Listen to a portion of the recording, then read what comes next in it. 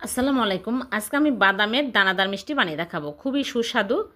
প্রথমে আমি এখানে 1 কাপ বাদাম ভেজে নিয়েছি, স্কিনগুলো তুলে পরিষ্কার করে তারপর ব্লেন্ডারে নিয়ে নিচ্ছি, গুঁড়া করে নিব।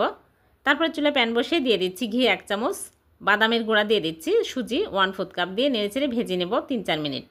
তারপরে চুলা থেকে নামে এক সাইডে রেখে দিলাম। এদিকে চুলায় প্যান বসিয়ে 1.5 কাপ লিকুইড দুধ বলকুটে আসলে আমি দিয়ে দিচ্ছি বাদামের গুঁড়া দিয়ে নেড়েচেড়ে এর মধ্যে দিয়ে দিচ্ছি 2 চামচ চিনি দিয়ে আমি নেড়েচেড়ে ঘন টাইট করে নিব। এরকম টাইট হয়ে আসলে চুলা থেকে নামিয়ে নিচ্ছি। চুলা থেকে নামিয়ে প্লেটে ঢেলে ঠান্ডা করে নিব। ঠান্ডা হয়ে গেলে মথে নিচ্ছি। তারপর এরকম করে ছোট ছোট করে বল বানিয়ে নিচ্ছি।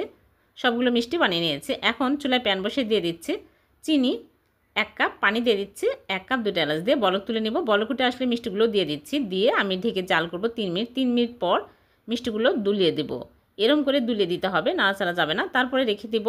ঠান্ডা হয়ে আসলে মিষ্টিগুলো তুলে চিনিতে কোট করে নিলাম। হয়ে গেল ভীষণ সুস্বাদু দানাদার মিষ্টি।